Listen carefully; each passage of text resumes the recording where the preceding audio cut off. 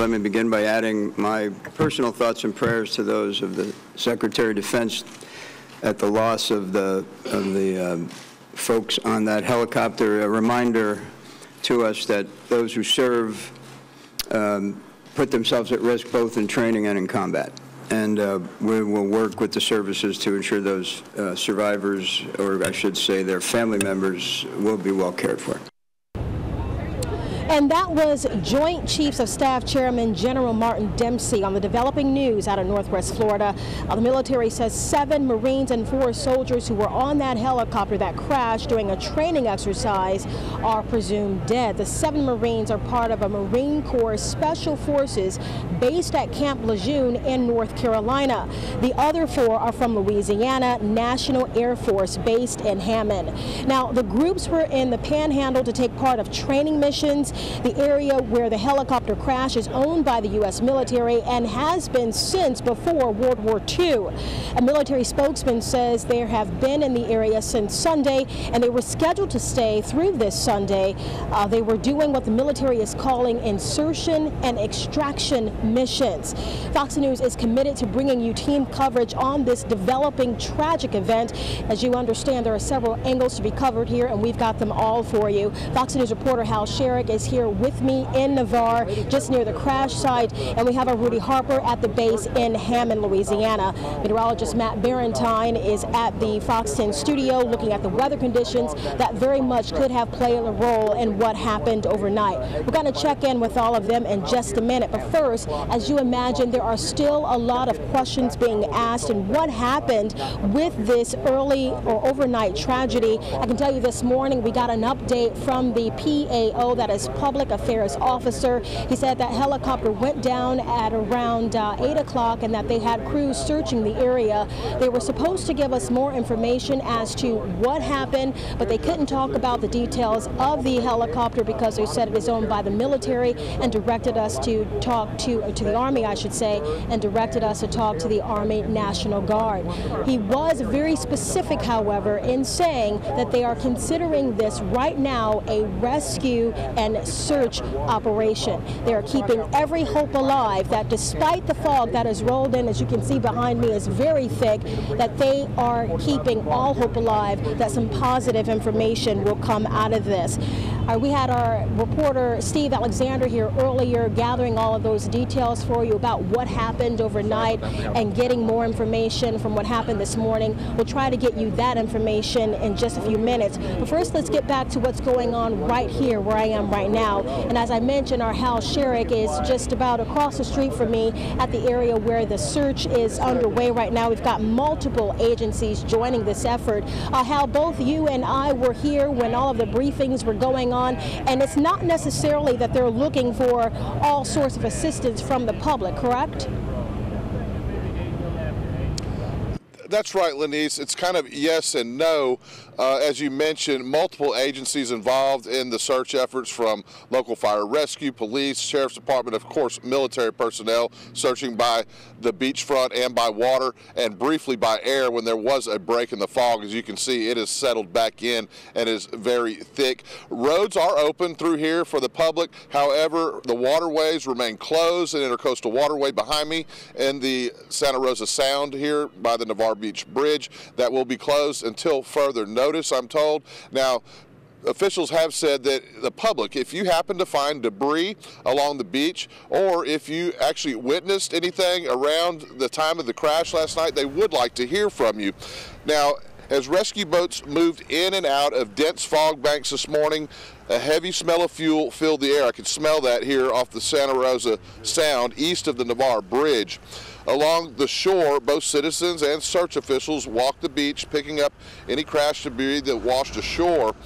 Before 8 o'clock this morning, Eglin officials announced that along with aircraft pieces, some human remains had already been found. There are reports of debris being found over a long stretch of the north shoreline here. Some citizens, like Garrett Seehafer, were out early and led searchers to where they'd found remnants of the crash. We seen a lot of debris over there, and we found a lot of gloves and military issue things, and man, we pray to God that they are still alive. Yes, and officials say that the outpouring of support from this community has been tremendous. Folks just have come out of the blue, and businesses bringing searchers food, water, and other drinks to help them along the way, and which you would expect from this community, just a big outpouring of support and a lot of concern and prayers, of course, going out to the families of those that are still missing and presumed dead. Now, they want people to know that they do have plenty of manpower. They do not want people walking the beach, particularly not picking up any debris. They do want to know about it. If you find some, they ask that if you find any debris that you believe is related to this crash, that you call the Santa Rosa County Sheriff's Office. They will then relay that information to the command center, which is just not far from me right now. Now, if you did hear something last night, or you bared witness to anything leading up to or during that crash, which was sometime around 8:30 last night, they ask that you call the Santa Rosa Fire Rescue. Call the fire department. They will then relay that information to the people that need to get it so that they can get back in touch with you, because they would like to talk to you. So that's how it looks right now from across the street here at the Sound. As you can see, still very dense fog. Very little air search was done today because there was only about a 15-minute break in the fog. So it's back to about like it was this morning at 8 o'clock. I'm sure everybody is hoping that this clears up so that searchers can continue those efforts. Reporting live here on Santa Rosa Sound, Hal Sherritt, Fox 10 News. All right, thank you very much, Hal. And getting back to what Hal was talking about in terms of the search efforts there are 18 miles of Santa Rosa Island, right? And 13 miles of that is what they were using for the training facilities. So you know, that's the effort that's being concentrated right now in terms of the search and rescue operation. As I mentioned, we do have team coverage on this story. Major General Glenn Curtis of the Louisiana National Guard held a press conference on the National Air Base in Louisiana. Rudy Harper was there, and he's got the information on what happened at that press conference. Hi there, Rudy. Hey, Lenise. Well, first I can tell you this tragic incident has taken a toll on this Hammond community. When we got into town, we saw flags already at half-staff, and at that press conference, the Major General Glenn Curtis said the community of Hammond is bleeding. 4 military members on that training exercise are stationed here at the National Guard base. The names of those servicemen have not been released. We do know 2 were pilots and 2 were crew chiefs. The Major General said these were veteran pilots who had experience in combat and emergency response here on the home front. We also know the helicopters in this training exercise belong to the Hammond National Guard and do contain a flight recorder, flight data recorder. It's unknown if that flight data recorder has been retrieved at this time. Still a lot of questions if weather played a part in this training exercise. Pilot in the Army, helicopter pilot in the United States Army, to include the National Guard, all have training requirements. And after they fly so many hours, they're considered highly experienced pilots. These 2 pilots are highly experienced. They're instructor pilots, have had combat hours in Iraq, and also domestic hours here supporting the homeland. So these were very experienced pilots. The Major General also said the final investigation would come from the Fort Rucker Safety Center in Alabama. They have also asked that we not contact the family at this time, as we understand they are grieving. The unfortunate news is that all these servicemen had wives and children. Reporting live from the Louisiana Army National Guard base, Rudy Harper, Fox 10 News. All right, thank you, Rudy. And we also learning that 2 of those pilots were decorated. Of course, our thoughts and prayers are with the families involved. Getting back to the fog, right, because that's likely what played a role, I should say, in this crash. And also, as you can see, it is pretty thick right now and dampening search and rescue operations at this hour. Let's take it to Fox 10 News meteorologist Matt Barentine. He's joining us now to break down exactly what the helicopter and crew, and then also their searches, are having to deal with. Matt, I can tell you won't necessarily have a lot of mist out here right now, but I mean, look behind me. You can see, well, actually you can't really see the bridge that takes you over to the beach. Yeah, it's a particular type of fog called advection fog. We got some video around earlier today going around to some of our coastal areas. And anywhere where there's water, advection fog can form at this time of year. It's a very particular type of fog. What it needs is it needs cool water near shore, warm water offshore, and that wind blows from the south, from that warm water to the cool water. It cools the air off and it forms fog, very thick fog that is very hard to burn off. Let's go ahead and head on to the graphics here. You can see that here. You got warm water out here over the Gulf, southerly winds blowing to the cool water here near shore, and then that air cools off, get condensation, little water droplets, and that's when the fog forms, and it can be particularly thick and it can really hang around. It's hard to burn off this type of fog, especially near the water. In some cases, if the conditions are right, it can last like that all day long, and really for several days, like what we've been seeing in some spots. Here's the crash site and the crash conditions from last night around 8:30 here near east of Navarre. Hurlburt Field, just a couple miles away, was reporting 1 mile visibility with fog and mist. Destin was reporting 3/4 mile visibility with fog and mist. And it got worse overnight. So for the searchers, they went out and they ran into conditions at times that were less than 1/4 mile of visibility, and the boats couldn't contact each other by lights. They would blow horns out there when they were on the water so that they would know where each other was at. So that's the kind of conditions they'll be dealing with. And as Chassie's going to tell you here in just a minute, we're not done with this fog just yet. We've got more through the overnight hours tonight, guys. All right, thank you, Matt. And as we've been mentioning, we have team coverage on this story for you. Fox News reporter Steve Alexander was here this morning when all of the efforts really started to get underway. Let's go to him now for the story of a timeline of when this all started. The first news during the fog-shrouded morning hours was not good, but there was still some hope. We had 2 aircraft participating in the training mission last night. One was reported missing at about 8:30 p.m. The other aircraft returned to base safely.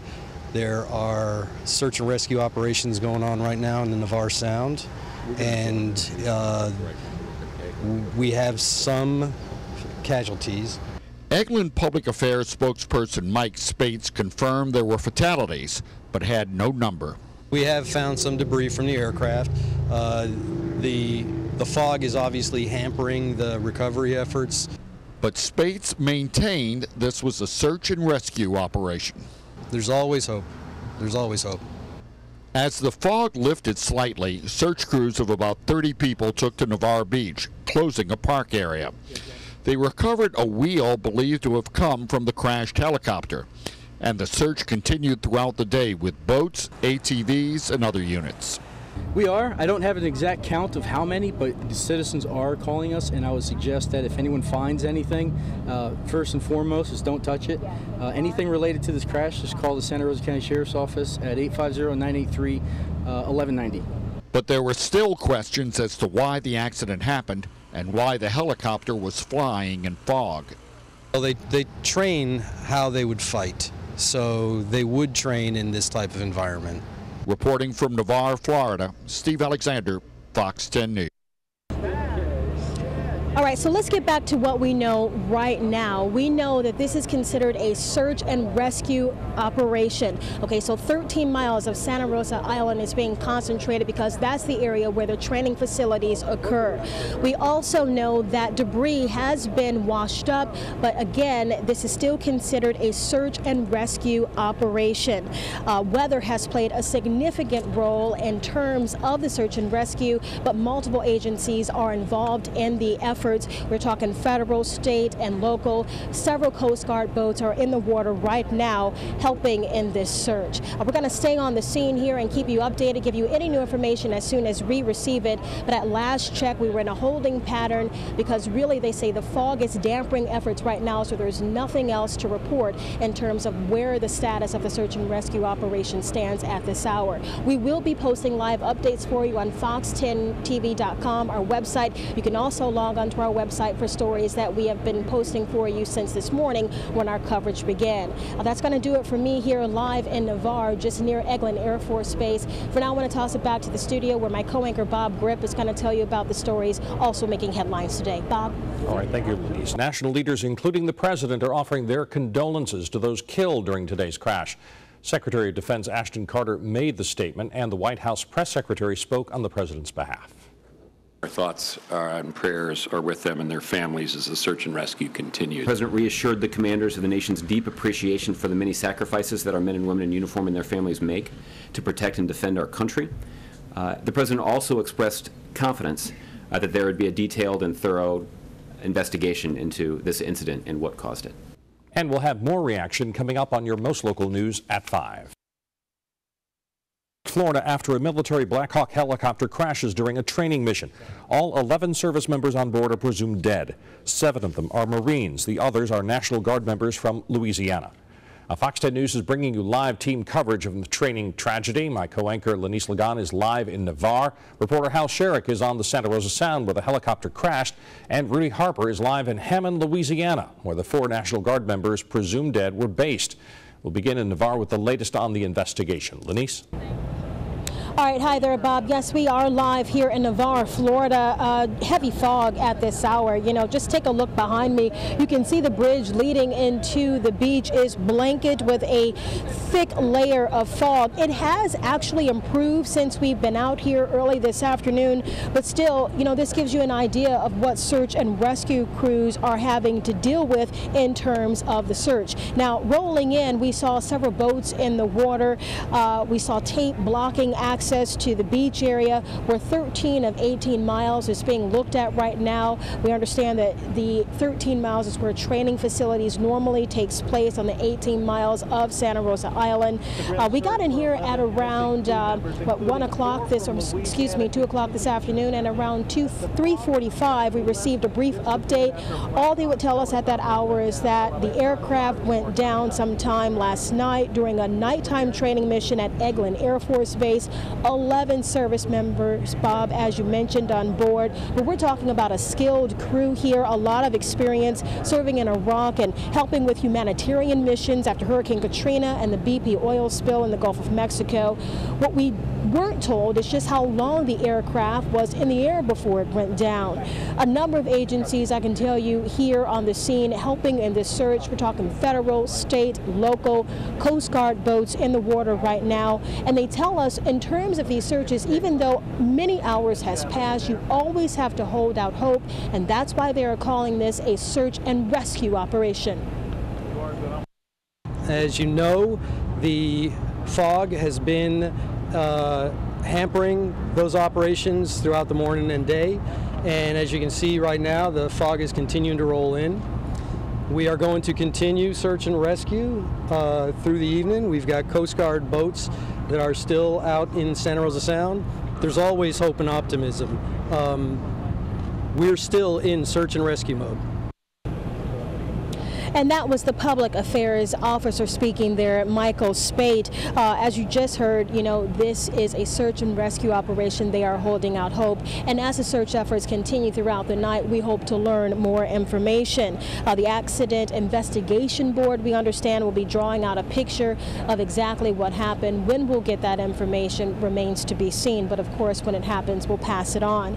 Here's what we know about the 11 service members that were on that Black Hawk helicopter when it went down. 7 of them are part of Marine Corps Special Forces based at Camp Lejeune. That's in North Carolina. The other 4 are from Louisiana National Guard based in Hammond. The groups were in the Panhandle taking part in training missions. Now, the area where the helicopter went down is owned by the U.S. military, and that's been the case since before World War II.